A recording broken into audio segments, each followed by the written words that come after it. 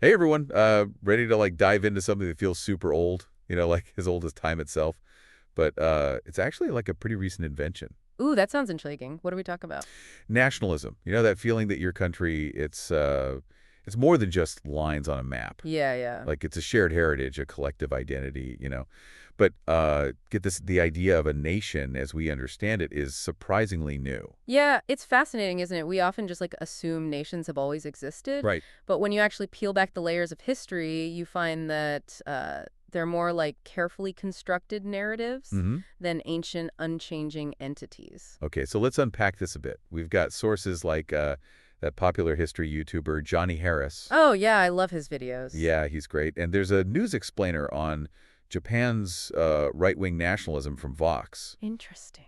and even like a revision video for Indian political science students. Wow, what a mix. Yeah, talk about a diverse set of sources. Yeah, for sure. Okay, so what they all reveal is how the idea of a nation, like, say, France, being this continuous unified entity, Right. it's more myth than reality. I Absolutely. guess France has been on maps for ages, so you'd think. Exactly. But before the 1800s, the area we now call France was a tapestry of different languages Huh. and regional identities. People's loyalty lay with their village or town, Okay. not with some abstract France. Even under a single king, this idea of a unified French identity Right. was pretty much absent. So, if not the king, what sparked this sense of Frenchness then? Well, that's where pivotal events like the French Revolution come into play. Okay. It introduced this radical notion of citizenship where the government derives its power from the people, Right. not from a monarch. It's like the birth of we the people, but with a French twist. Yeah, so the seeds of national identity start to take root with this idea of like a shared citizenship. Precisely.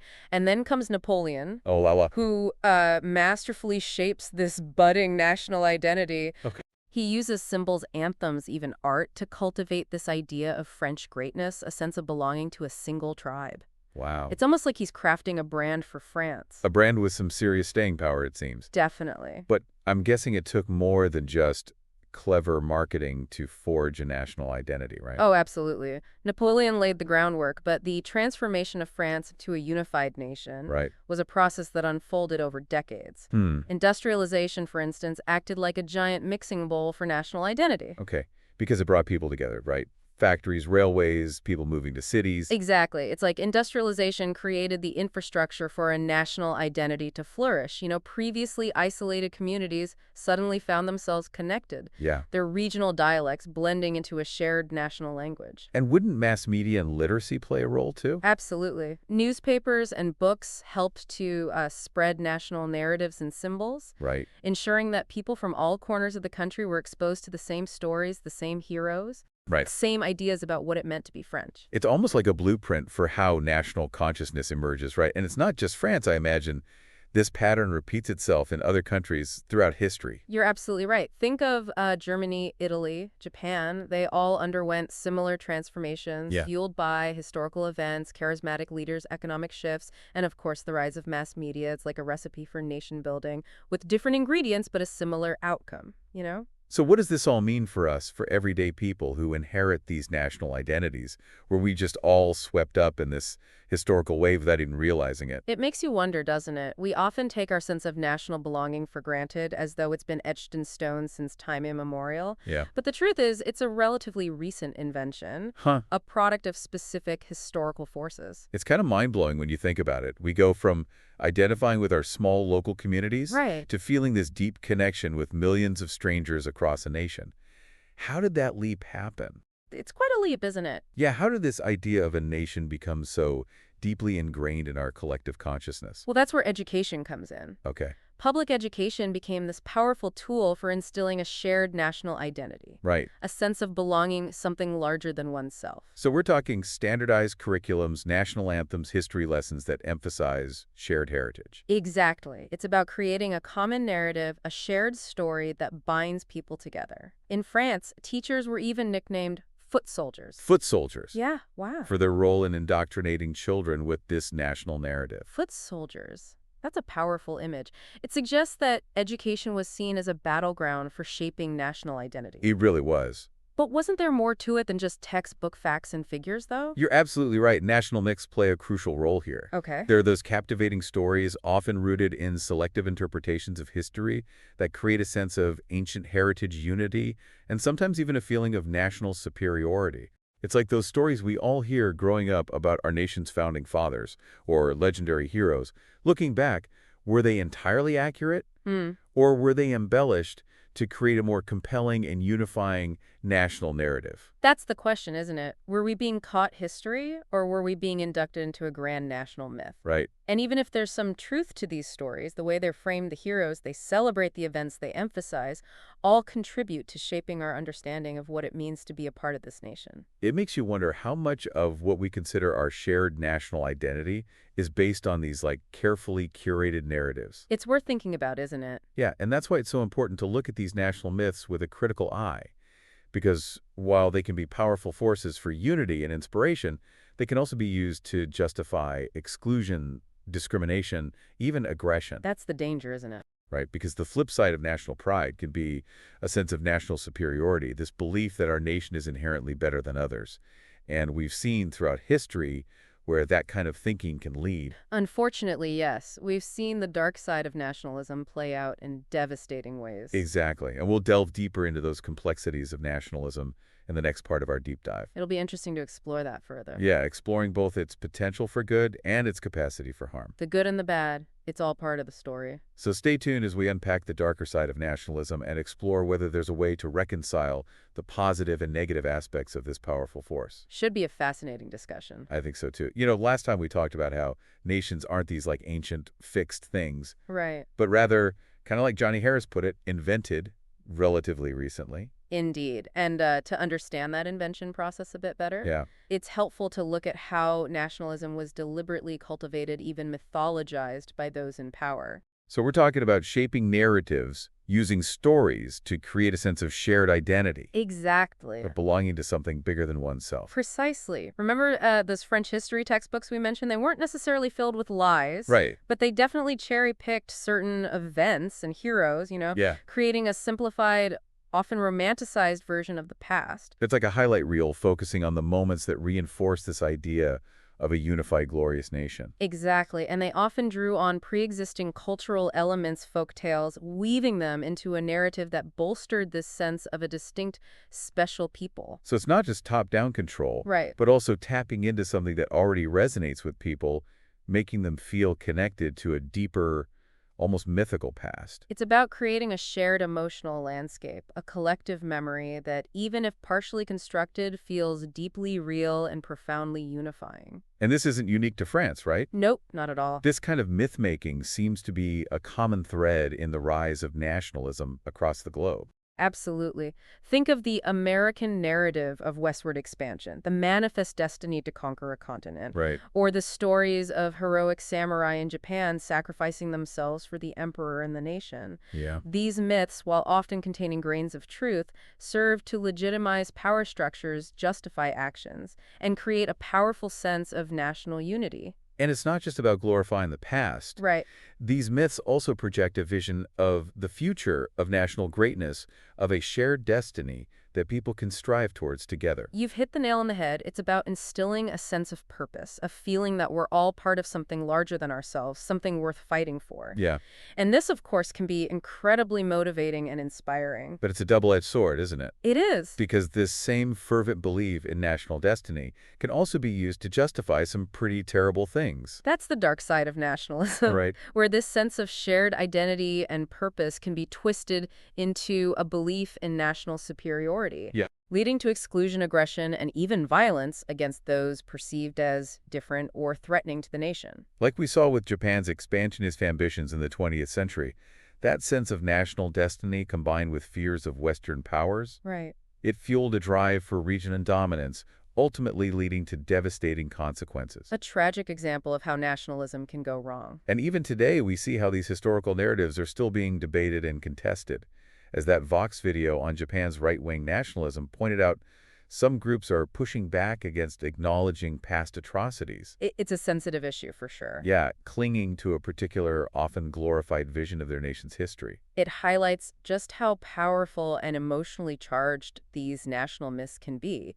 Challenging them can feel like an attack on one's very identity, on their sense of belonging. Which explains why nationalism remains such a potent force, even in our increasingly globalized world. Exactly. It offers a sense of rootedness, of belonging to something stable and enduring. Right. In a world that can often feel chaotic and uncertain, It's a source of comfort and stability in a world that's constantly changing. it's like that fundamental human need to be part of a tribe, a group that shares your values, your history, your sense of self. Absolutely. And in the absence of other strong group affiliations, the nation-state often steps in to fill that void. Exactly. It's a powerful source of identity, especially in a world where traditional sources of belonging like religion or extended family ties are becoming less central for many people. But it's not just about warm, fuzzy feelings of belonging, I right? know, it's not. Nationalism is also about power, about who gets to define what it means to be a true member of the nation, who's in and who's out. You're absolutely right. And that's where things can get complicated, especially in nations with diverse populations, Yeah. different ethnicities, religions, languages, all coexisting within the same borders. So how do you create this sense of shared national identity when there's so much internal diversity? It seems like a recipe for conflict. It's a challenge that many nations have grappled with, leading to different approaches. Some have opted for assimilation, attempting to create a homogeneous national culture, often at the expense of minority groups. Which history has shown us doesn't really work. Not usually, no. Trying to force people into a single cultural mold often backfires, Right. leading to resentment, resistance, and sometimes even violence. You're spot on, and that's why many nations are moving towards a model of multiculturalism, recognizing and even celebrating diversity within a shared national framework. So it's about acknowledging that there are multiple ways to be a true member of the nation, that Exactly. you don't have to erase or suppress your cultural differences to belong. Precisely. And that's where the idea of civic nationalism comes in, Okay. where citizenship is based on shared values and a commitment to the common good rather than on ethnicity or cultural background. I see. It's about finding a way to be both patriotic and inclusive. To celebrate your national identity while respecting the tapestry of different backgrounds and perspectives that make up that nation. Exactly. It sounds ideal, It does. but is it really possible to strike that balance in practice? It's an ongoing challenge, constantly being negotiated and redefined in different parts of the world.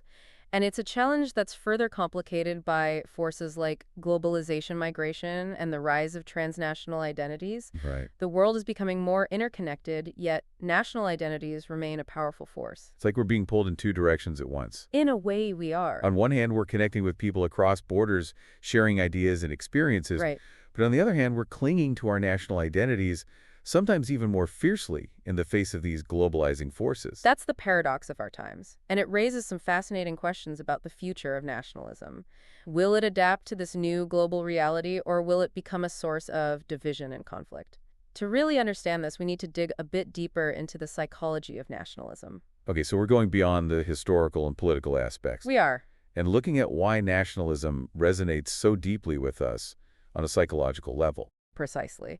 And there's a growing body of research suggesting that nationalism taps into some fundamental human needs. Okay, like what? Needs like security, belonging, meaning, purpose. It makes sense, right? It does. That feeling of being part of something larger than yourself, of having a shared history and a common destiny with millions of others, Exactly. it can be incredibly reassuring, especially in a world that can often feel overwhelming and uncertain. You got it. And in the absence of other strong group affiliations, the nation-state often becomes the default tribe, offering a sense of identity and belonging that can be difficult to find elsewhere. It's ingrained in us from childhood. We pledge allegiance to our flag, sing our national anthem, celebrate national holidays. It becomes part of our upbringing, our cultural fabric. Yeah, it becomes so deeply intertwined with our sense of self that questioning it can feel almost like questioning our own worth. That's the tricky part, because while national identity can be a source of strength and solidarity, it can also be used to manipulate and control. And that's where the conversation about patriotism versus nationalism becomes really important. So how do we distinguish between a healthy sense of national pride and a potentially harmful form of nationalism. Right. Where do we draw that line? That's the million-dollar question, isn't it? And it's something we'll explore further in the last part of our deep dive, where we'll examine alternative forms of belonging and consider what a world might look like where national identity plays a less dominant role. So stay tuned as we shift gears and consider a future where our sense of belonging might extend beyond the borders of the nation-state. So we've spent like the last two parts, really getting into the nitty-gritty of nationalism, how it emerged, how it's been used and even misused. But now I'm kind of curious Yeah. to explore like what a world might look like where national identity takes a back seat. It's a question that's gaining more and more traction these days, Right. especially as our world becomes, increasingly interconnected. It makes you wonder if the nation-state model is becoming a bit outdated.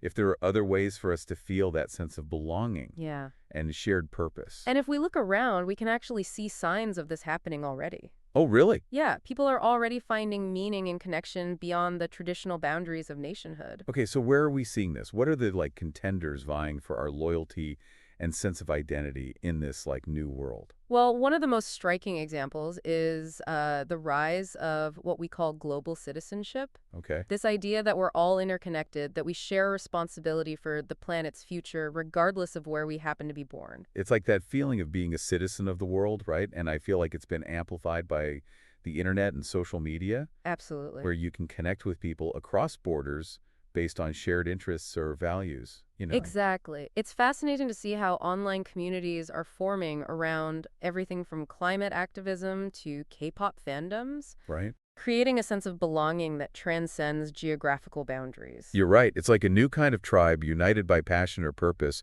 not by passports. But can virtual connections really replace that tangible sense of place and shared history that comes with being part of a nation? That's a great question, and it's where the growing interest in local communities comes in.